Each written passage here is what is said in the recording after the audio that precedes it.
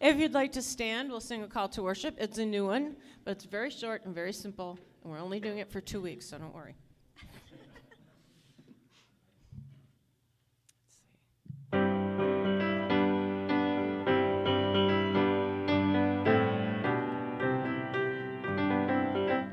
What I bring to you is the best in me, my prayer for highest possibilities. I am that I am, showing up, rejoicing in the I am, shining in you. What I bring to you is the best in me, my prayer for highest possibilities. I am that I am, showing up, rejoicing in the I am, shining in you. Last time. What I bring to you is the best in me, my prayer for highest possibilities. I am that I am, showing up, rejoicing in the I am, shining in you.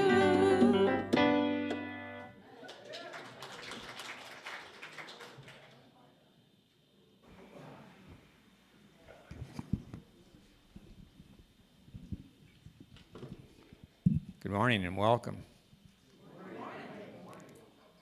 In case you're new here, this is Unity of Traverse City, where we practice practical Christianity. A positive path for spiritual living is what it said on the screen. So in that regard, when you think about the song, "Oh, what a beautiful morning. Oh, what a beautiful day. Oh, what a beautiful morning. Everything's going my way."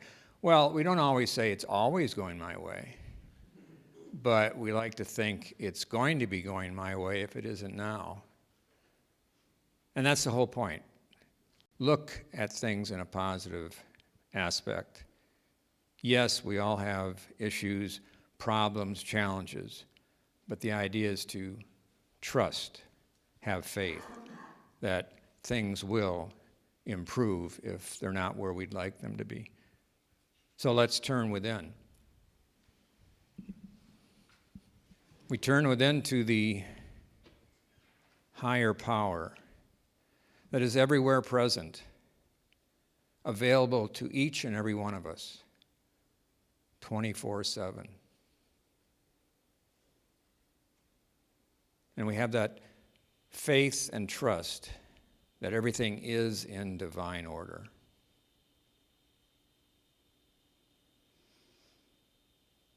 And oh, what a beautiful week it has been. But if we listen to the forecast, it's not going to continue that way for the next week. However, everything is in divine order. And for this we give thanks. Amen. On the screen, there is a statement of unity. Let's affirm that together. Together, by the power of spiritual strength, I stand steady and ready. If you'd like to stand, we'll sing our first congregational song.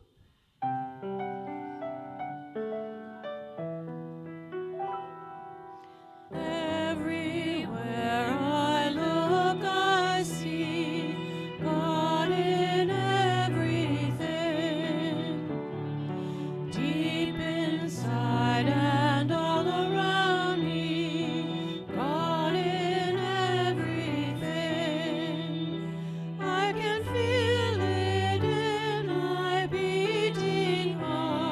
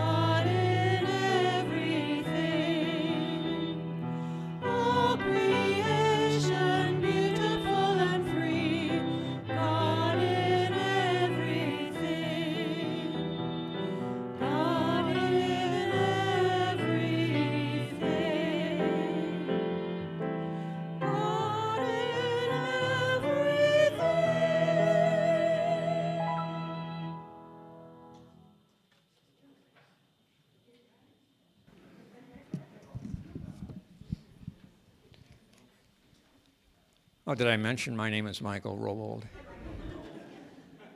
I'm the worship assistant. So now that you know who I am, let's take a look around and see if you notice someone, perhaps you don't know their name, and if you'd like, you could stand up. Don't get carried away, but...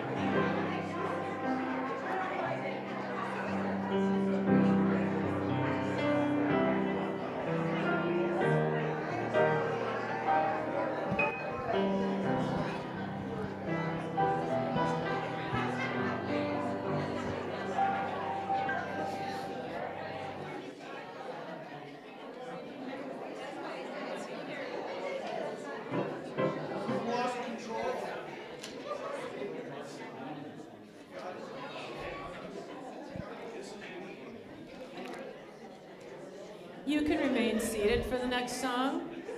Well, as you settle down, Park it, dude. settle down and settle in, we have a few announcements. Only a few announcements today. First off, our special guest speakers for the remainder of April. Let's welcome back today's guest speaker, Kit Holmes.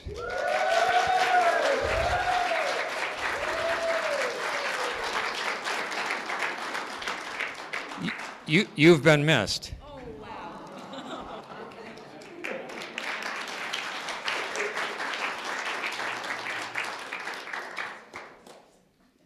And next week we'll be treated to have our former minister again, Judy Grimes.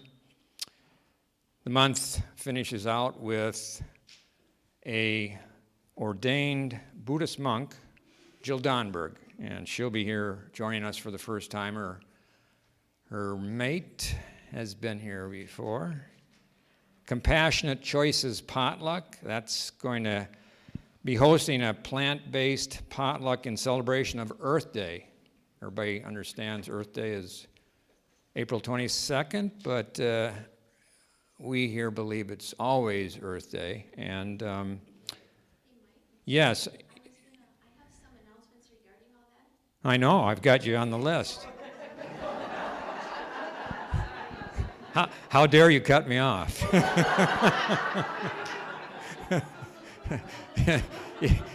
You should know better. I have the microphone. So I won't go any further on my list. I'll let you come up. Marianne Kachalia.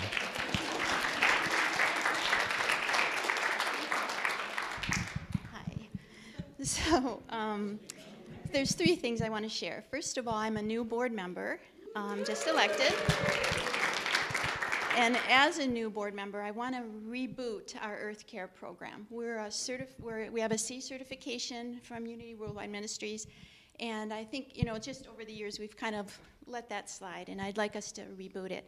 And for those who don't know, the Earth Care program, as stated from their website, is to foster awareness of spiritual oneness with the earth, to promote active care of all creation, and to assist congregations in integrating an earth-oriented spirituality into their ministry. So that's right up my alley. That's my wheelhouse. That's how it feels anyway. So recently I joined an Earth Care mentoring collaboration group with 12 other Unity churches. So we meet once a month, and I learn from them what they're doing in their congregation, and I share what we're going to be doing. Oh, sorry. Oh, well, ho, ho, ho. I'm so nervous, so, okay. So, okay. So my plan is to stay involved in this group and then learn more about what we can do here to share what we are doing in our community as well. And then, as Mike mentioned, our Compassionate Choices group is sponsoring our plant-based vegan luncheon in celebration of Earth Day next Sunday. There's a sign-up sheet. There's also notes where recipes from different websites that I find really helpful if you would like to try and participate by bringing a dish to pass, but all are welcome. Moving forward, a plant-based way of eating is one of the easiest ways to reduce our carbon footprint. We don't hear about that a lot, but it's the truth. And to stop participating in the cruelty and exploitation of animals raised for food. And our co-founders, the Fillmores, Charles and Myrtle, lived and taught this way of being as part of a spiritual practice of kindness. It wasn't a diet for them, it was a spiritual practice, a way of being. And so I hope you'll join us next Sunday. It'll be a delicious, kind, and sustainable meal, so everyone's welcome. And then lastly, I am also a new member. Wow, I'm just shaking, jeez. So silly. Huh? You're doing excellent. You're doing excellent. Okay. So there's a new chapter of Veg Michigan here in Traverse City, and I'm a member of that. Meg's a member, and so is Jill Sophia. And they are offering the opportunity. They're an organization throughout the state that promotes. It's a nonprofit that promotes health and environment. Focused on promoting the health, environmental, and ethical benefits of plant-based eating. And they partner with local groups to provide free bags of food, cholesterol-free plant-based foods, to anyone that pledges to eat less meat, dairy, eggs, and fish for 30 days. So as a member, I wanted to share this great opportunity with you. And if you would like to sign up, we can sign up through April 24th. I have forms to sign up that we can do, handwritten forms, as well as it's online, that you can do that online. And you can receive these free products. There's 10 products that are offered. You can choose 3, and it's all free. And the products would be delivered here to church. You could pick them up at church after the service on the 30th. So if you'd like to be part of that, just see one of us after church today. And then the other thing is just thank you, and happy Earth Month for our plant.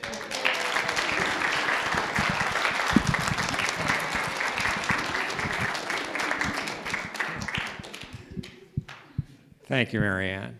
And I believe Vicki Green has an announcement about another organization. Good morning. So, Marianne, I can relate to some of what you were saying, that I rarely speak in public anymore. And so, as I'm preparing to get up here, it's like my heart's beating, pounding out of my chest. My breathing is erratic. But if I speak it out loud, it does seem to make it dissipate, so it helps. And I also talk with my hands. So you may lose me here too. Anyways, I am here to talk about Death Cafe. Anybody heard of it? Other than the board, that I've been running this by for a while. Anybody not heard of Death Cafe? Okay. Well, how many of you... There are flyers out on the table out there that look like this, so please grab one. Any of you ever think about death or dying? Anybody ever avoid thinking about death, dying, and creating your 5 wishes and all that other stuff that we're supposed to do? So, Death Cafe, we're going to hold one here. And Death Cafe started, it's amazing that it's just making its way here. I think they started in England back in the 60s or 70s. And I've been attending a Death Cafe group in Sutton's Bay that meets, maybe every other month or something like that. And there's one this Thursday that I'm going to, and I'm dragging Ann along with me. Too, and a few other people. So anyways, it is not a support group, it's not a grief group, but it is a small, safe place to talk about anything regarding death, dying, grief, loss. Ask questions, share concerns. Your dog just died, it's a great place to go just to share how you're feeling about it. We also talk about different options for burials. I don't even know what the right word, if it's burial or funeral or whatever, because there are so many options that I've been learning about. And Ann and I have a friend, Diane, who actually just has done a lot of research on green burials and something called Affirmation, which is, you know about that. Anyway, so she wrote letters. She wrote a letter and sent it to all of our Congress people in Michigan to start getting the legislature thinking about it, and so that possibly we can pass some laws. Anyways, I'm talking more than I should about it already, but anyways, there's a flyer out here. We are going to do this after church. 12:15 seems to be the time that works for everybody. It will be on May 7th, so I'll probably talk about it more, the next couple Sundays too. So, Jim? Sure. I attended for a few years on back. They had one here right here in Traverse City. And it's not at all gloomy. It is very friendly and fun group in some ways. And it's really helpful to find out the different options. And I've got it set for a green burial. And I didn't know about a lot of things that I found out that are really helpful. And I'm getting up there and I'm ready to go. Thank you, Jim.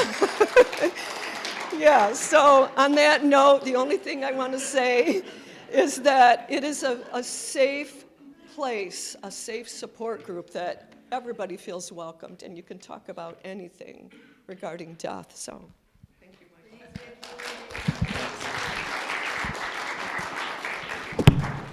Michael. Okay, now we can sing.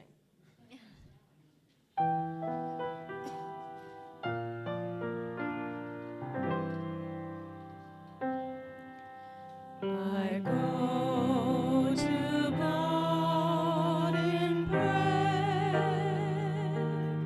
I know my God is there. In the silence I hear that the dark holds no fear. So I go to my God in prayer. I go to God in prayer. I know my God is there.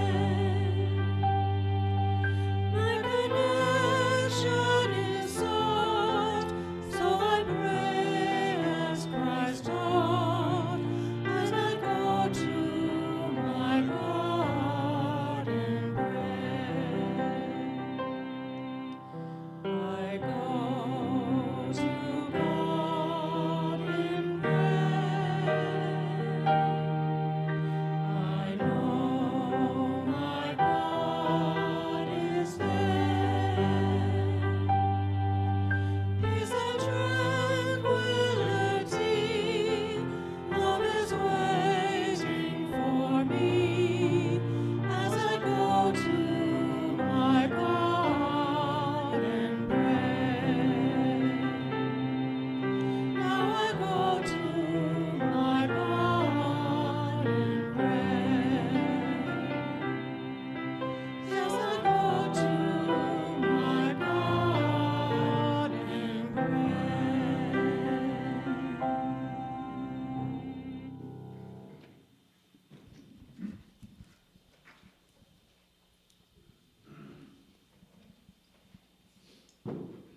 A wonderful lead-in to our time of meditation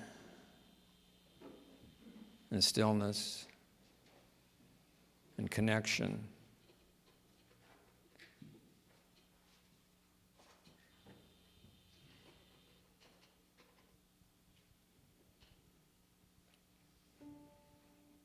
I think the theme of this meditation today is breathing. And I'd like to begin that with a commentary from the turn of the 20th century, right around 1900, coming from a small group of Native Americans, small in comparison to many of the other well-known or more well-known tribes, the Pawnee, who made their home pretty much in what is now Kansas and Nebraska. It was a matriarchal society, actually. They were not nomads, but rather much like the Cherokee,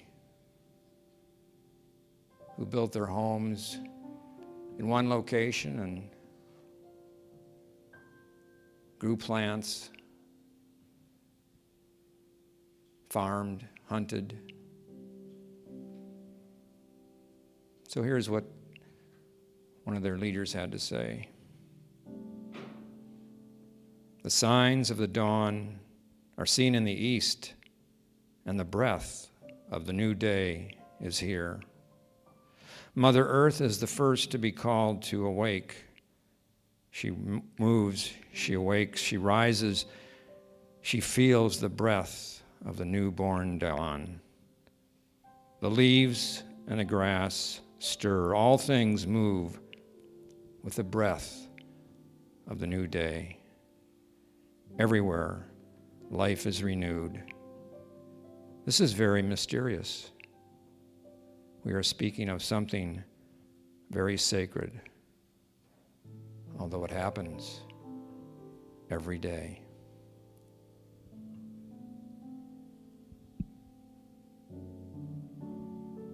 Each and every moment, we are breathing. Breathing in the life force.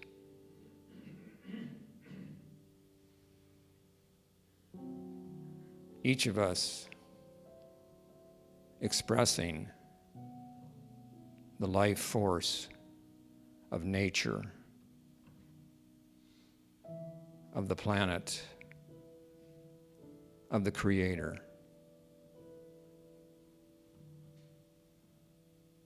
We are all connected by this life force that comes in with every breath we take. So as you sit in this time of stillness and quiet, focus your attention on your posture and your breathing. And just allow your mind's attention to enjoy the focus of easy, smooth, deep breathing.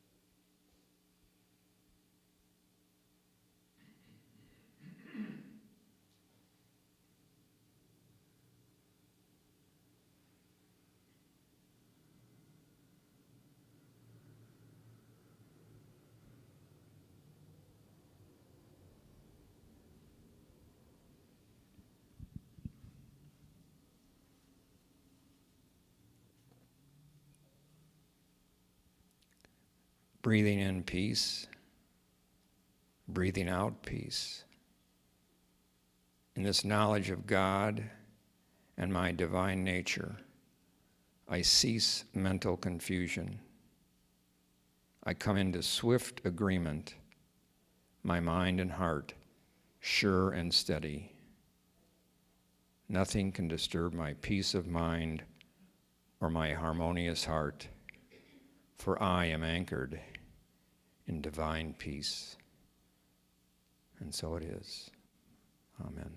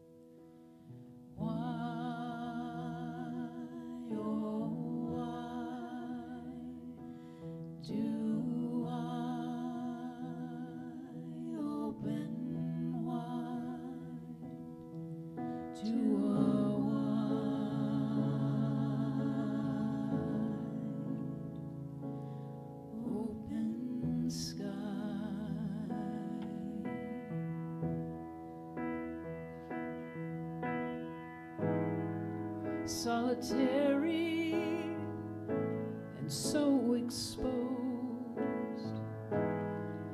Ask the wind if it knows why. Oh, why do I open wide to a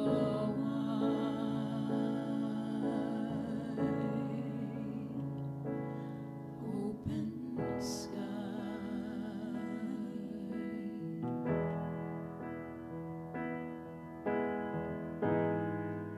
Only darkness and only stars, only seeing with my heart, only sun and only blue, seeing clearly what I must do.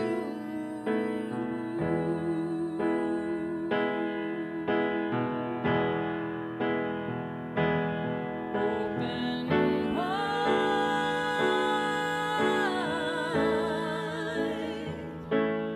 open wide,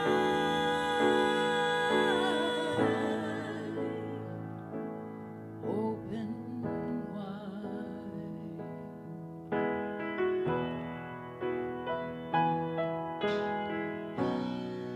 I could burn up in the sun. There's no fear inside of me. No zenith, no nadir, no hands, no feet. Just drifting, drifting, drifting in peace.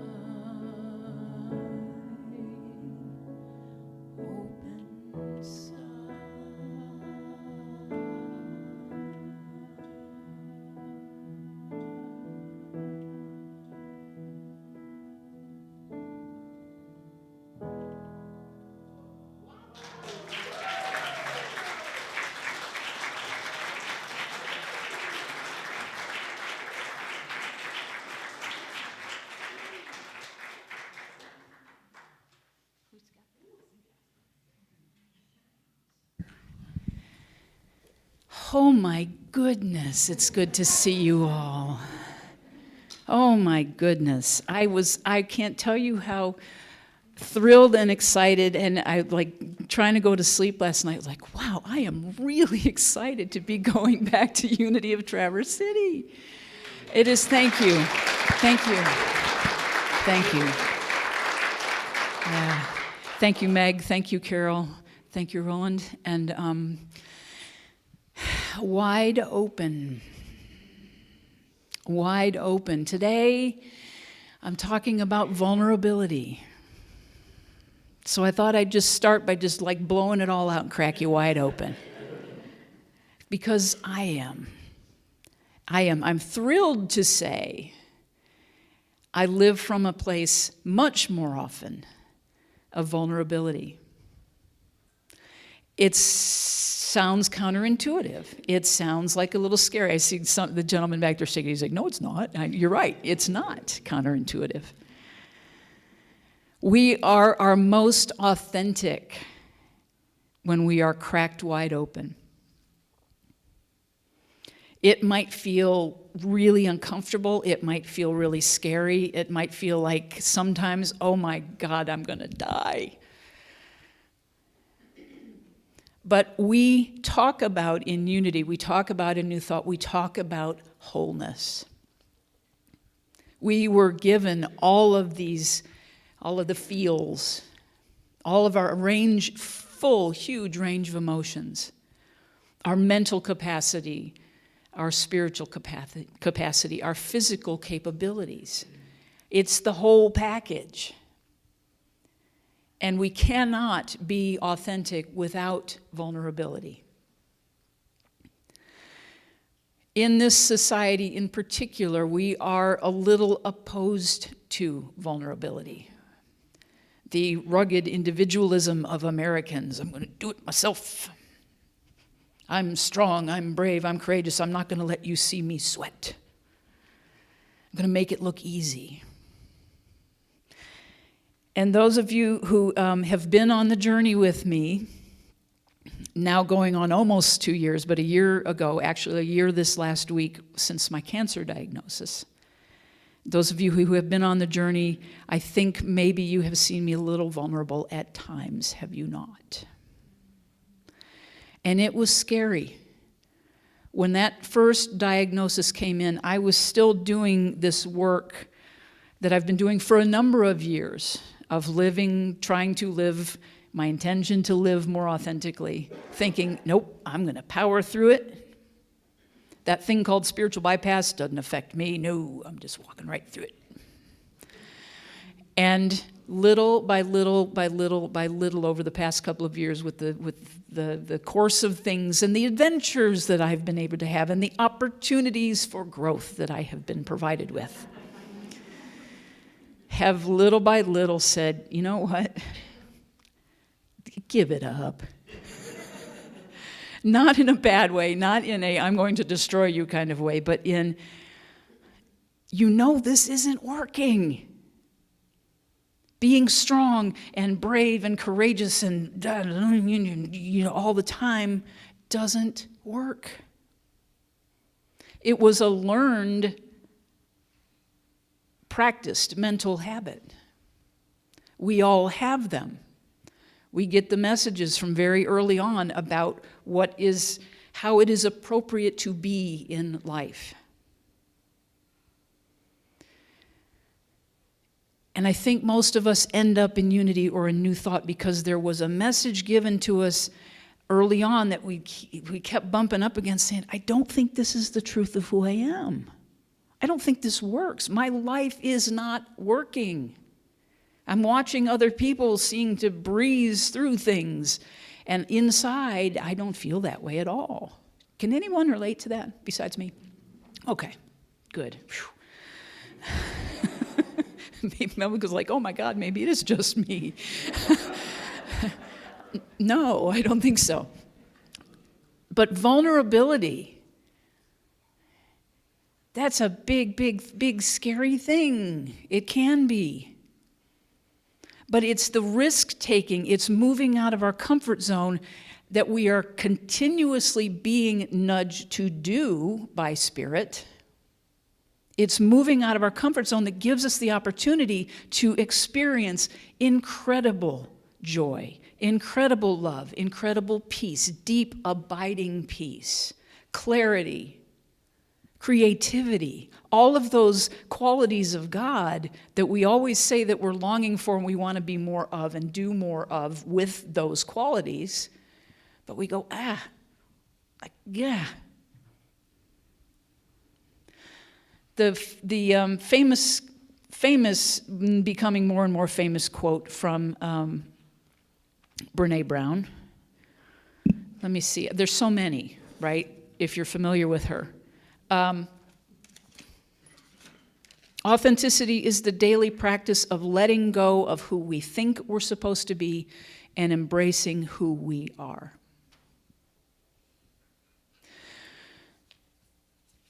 I'm going to read you this little thing. This is from the Book of Joy by the Dalai Lama and Desmond Tutu. And Douglas Carlton Abrams was the kind of compiled the book. It's called the Book of Joy. And there's a little story, and it says, Nelson Mandela was flying in a small propeller plane with his bodyguard, Mike. Mandela was reading the morning paper when he noticed that one propeller was not working. He leaned over and calmly told Mike, who informed the pilots. They were well aware of the problem and explained that emergency landing procedures were in place. Mandela said he nodded calmly and he went back to reading his paper. Apparently Mike, a tough guy, was trembling with fear but only calmed by the image of Mandela, who looked unbothered by the fact that they might at any moment fall out of the sky. When they had gotten back on the ground, Mandela said, "Man, I was terrified up there." But the lesson was that even if leadership requires a show of strength during moments of crisis, our humanity is defined equally or perhaps even more by our weakness and vulnerability. So it's about balance. If you think about Nelson Mandela in prison for 27 years with a life sentence in South Africa during apartheid, 27 years. His faith that all was in divine right order, his faith that whatever was happening, he was a part of and he was meant to be a part of it, and his faith kept him alive in that prison cell for 27 years. And for 27 years, he also did a lot of forgiveness work for his jailers, for the government, for the whole of the situation of life, that everything that put him there in the first place. And without knowing the outcome, he continued to lean into his faith, and as we all know, eventually was released from prison and became the president of that country. In his vulnerability, and if you think about it, you're kind of at the mercy of a lot of stuff when you're in prison. There's a lot of things way out of your control. I was thinking during the meditation as the usual flight came over the church this morning, and I was sitting there going, talk about vulnerability. There's a big old airplane flying over this church at this very moment. And the next thought that came in was, yes, but the people on that plane are also vulnerable. They're flying across, defying gravity in a little tin can, in a little seat with a little seatbelt on. But if you think about how our consciousness has shifted in that direction, we take for granted. We take for granted the status quo. We change, we grow, we move through our growing edges and our discomfort. We move out of our comfort zones. And the next thing we know, we are doing things that we didn't ever think we would do because it felt too vulnerable. It's only been a little over 100 years, folks, since we got on airplanes. It's not that long. About that long since we got in automobiles that we don't think twice about getting into and driving and hoping, and there are things in place that say we're not going to run into each other for the most part out on the road. That moving from horses and carriages to the horseless carriage. people were like, oh my God, the world is ending. And we do that because, number one, we are built physiologically with our nervous system saying, oh, change is coming, something is threatening my safety. But we work in the spiritual realm of consciousness, taking baby steps. And we ask the question, what if? If the premise, number one premise in New Thought is God is all there is a power and a presence. It is in us, it is through us, it is expressing as us. If we really lean into believing that on a daily basis, we go, well, then I probably have everything I need. I probably have all the courage I need, the strength I need, the answers I need, the insights, the creativity, the inspiration to move to this thing that's operating inside of me, nudging me to grow. That's number one I just lost the word. Premise, thank you. Whew. That's where we ground ourselves. That's where we ground ourselves when we're feeling vulnerable. We're about ready to go out and meet somebody new, a coffee date. Oh my gosh, could this be the one? Could I be going to marry this person? Or maybe it's just coffee. Standing up in front with a microphone. Do you see, and we got the example of it. We're out of our comfort zone. Our bodies take over sometimes when we're out of our comfort zone. The heartbeat, the shaky knees, all of those things. We're built for that. With good reason. Keeps us safe. And we have moved into this time and space in this day where we are bombarded with so much input that our nervous systems are like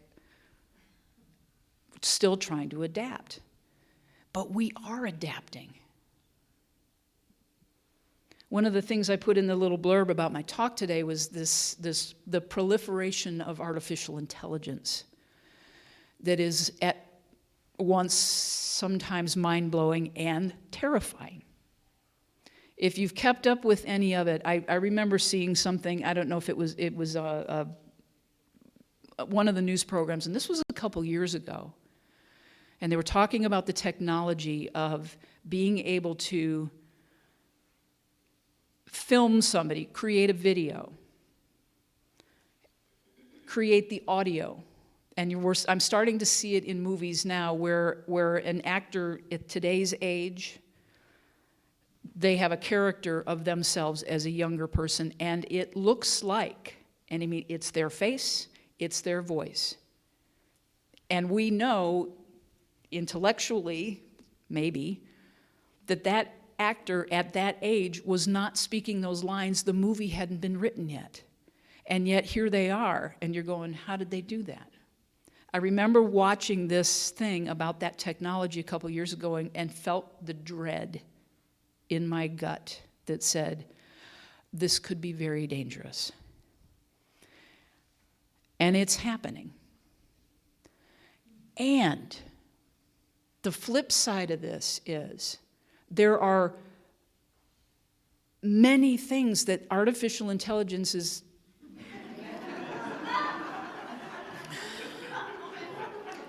assisting us with. I'm going to go over here.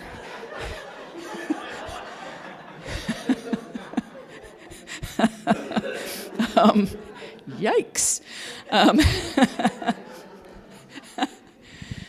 But the thing we have to remember about what's happening is that it still requires human input. This chat GPT stuff that kids are writing term papers now, just going on and say, write a term paper in the style of this. And teachers are going, oh my God, okay? We see the element, we're not learning anything. Students are not learning by doing that. It's just regurgitating facts and figures to write a paper to pass the class, okay? Fortunately, we, I think, have enough within us to say, we're never going to get away from being human, nor should we. To what end, right? This is a whole nother talk for another time, but the point about vulnerability is this place that we're in right now. I was just looking at something yesterday about this, about artificial intelligence writing songs that are being put up on YouTube and on Spotify. And what's happening is these algorithms have been written, and they're going out, and what it's called is scraping. It's scraping melodies, it's scraping rhythms, and essentially taking music that already exists in, and creating new songs. And some of them are pretty darn good. But there's this whole idea of, wait a minute, this has been created before. This is just a new way that it's happening. The thing that it won't do, and I hope that it never does, is take the essence. It doesn't have the essence of real human experience. You may have seen some of the poetry and some things. Write in the style of this about, in the style of Shakespeare. Sure, there are nuances and there's language and there's accent and there's all these other things that go along with it. But the heart of it, the human experiential part of it, is not something that can be replicated by an algorithm. I hope. So what does this have to do with vulnerability? We are in a tricky time right now. I'm a songwriter. And the idea that there's stuff being pulled out that could be, and it's taking from existing stuff.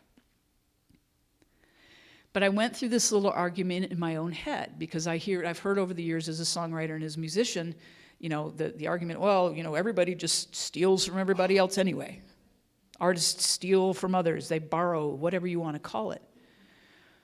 We take our filters,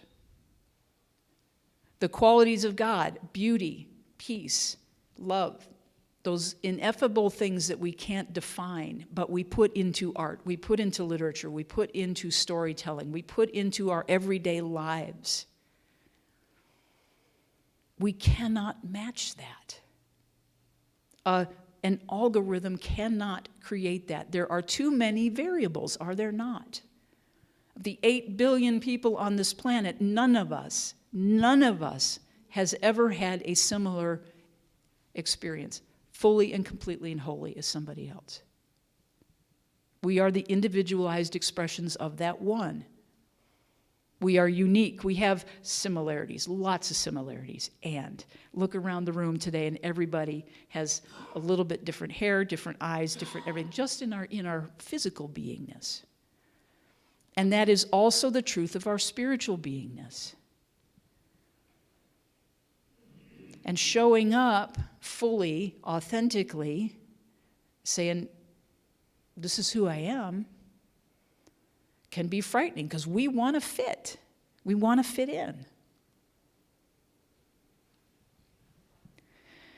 Vulnerability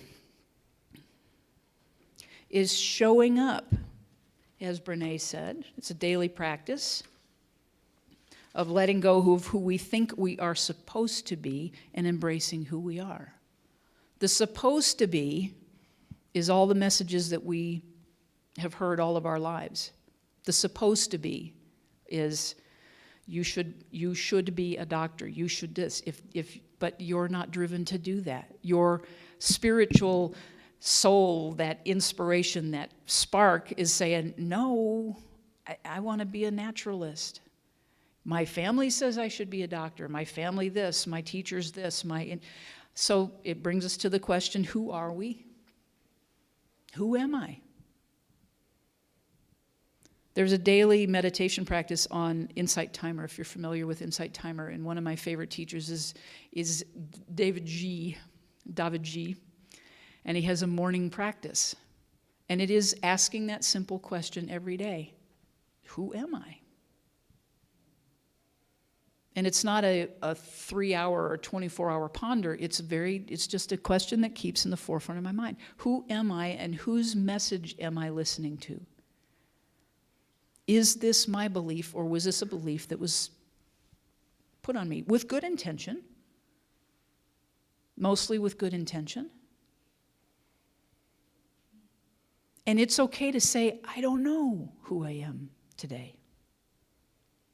This is who I thought I was yesterday, but this, and this happened, and I questioned what my belief really was.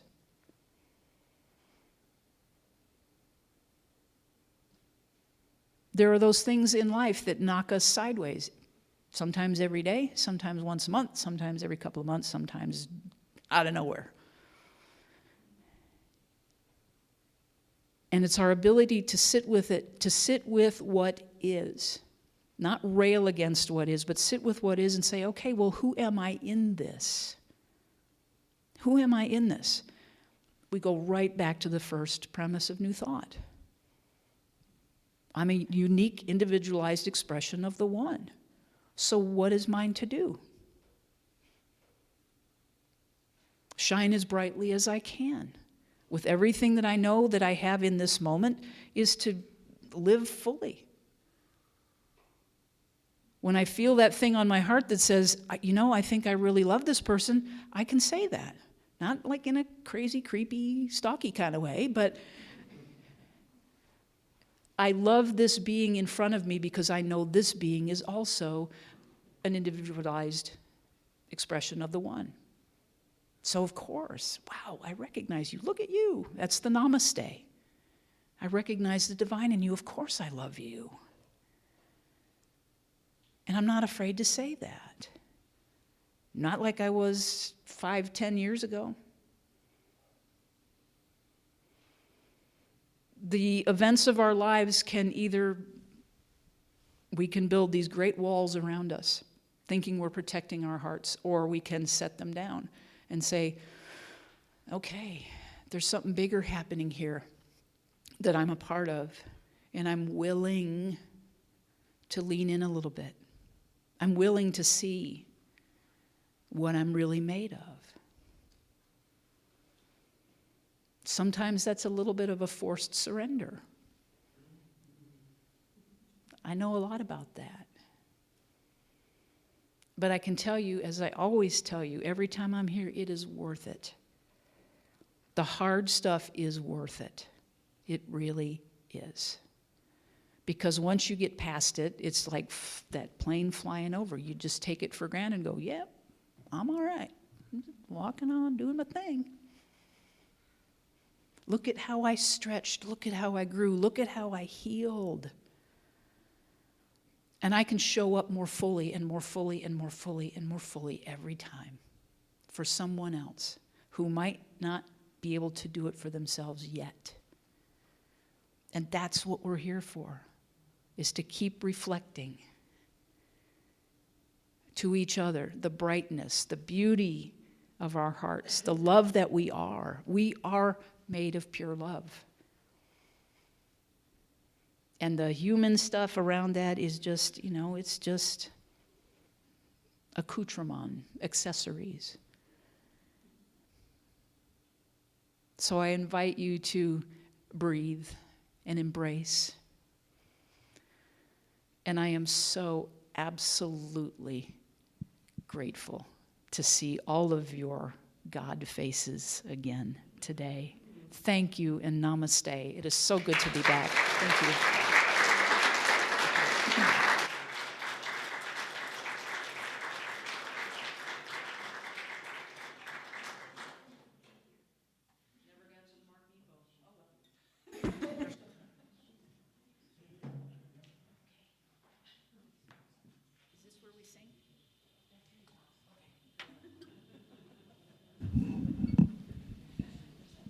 I still have the mic.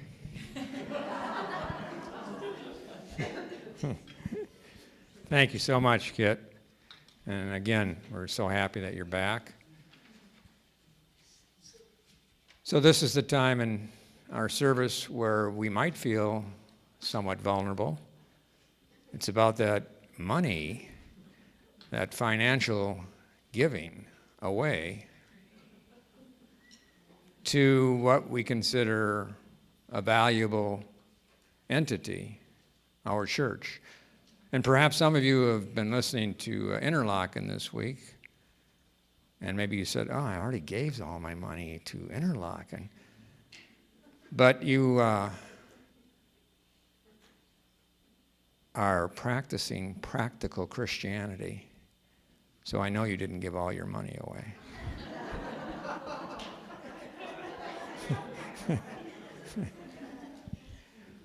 So whatever you have, as they say on Interlochen, there are some who can give quite a bit, and others a fair amount, and some that just a little bit, you know. So here at Unity, be practical. Give what you feel you can afford to give. And with your well-earned treasures, whatever they might be, you know, another way to give here, and we do need as many as possible, as you can see every time you come to the service, volunteerism. And there's a lot of work that still needs to be done, and we just need some volunteers. But for right now, let's hold what we have to give in our hands and our hearts and affirm our prosperity blessing that's on the screen together. Divine love through me blesses and multiplies all that I have, all that I give, and all that I receive. Thank you, Mother, Father, God. Thank you. And so it is.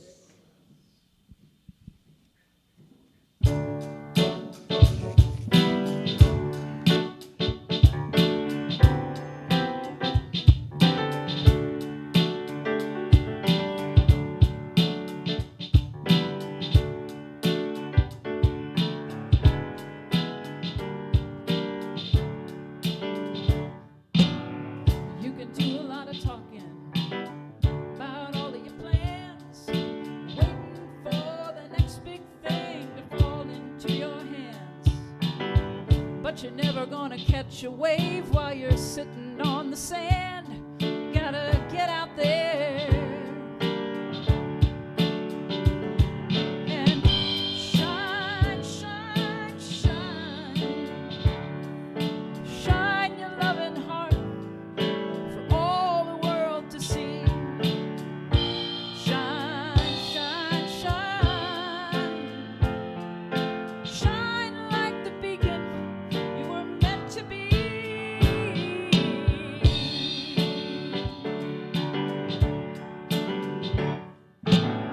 Drowning in your drama, barely taking a breath. So busy protecting yourself that you're tangled in your safety net. Cut the ropes and let it be. Give it a rest and shine. Yeah, shine, shine, shine. Shine your loving heart for all the world to see. Shine, shine, shine. Shine like the beacon you were meant to be.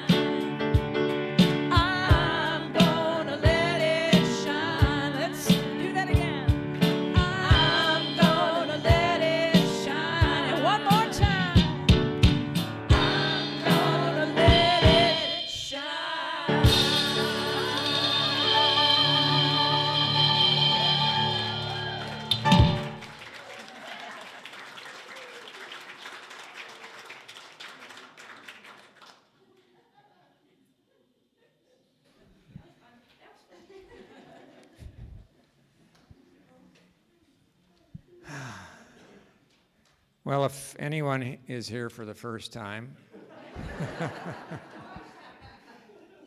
I hope you have the feeling that you're welcome.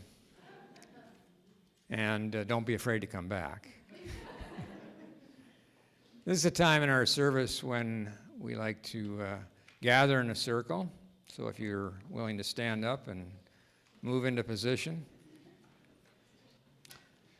I want to acknowledge all the people that did volunteer today to make the service work, our greeters, the folks in the back who prepared refreshments for all of us to partake of, conversation, get to know perhaps somebody that we've seen but haven't talked with.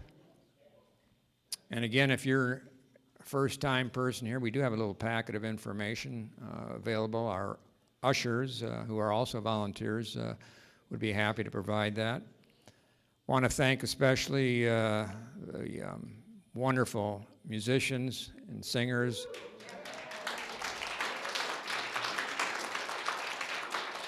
AJ in the sound booth.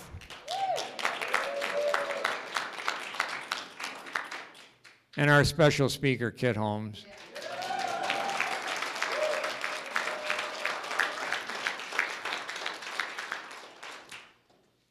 Kay, you have a comment. I want to keep Pat Brown in our prayers. Maybe you saw on TV on the news that scandal, howls and howls. Cat Brown. You guys what happened? Something about Bitcom, and I know that's really. She got scammed. But anyway, Pat's been a long time member here, and I think a lot of us know her, so let's keep her in prayer. Yeah. Bob. I'd like to ask that we keep Steve Ward and Scylla Payne in our prayers and our thoughts this week. Steve's going down for cancer surgery to Ann Arbor on Tuesday, and the surgery is Wednesday.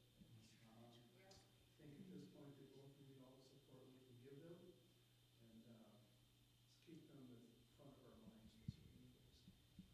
Yes, and Leslie, did you want to add to that?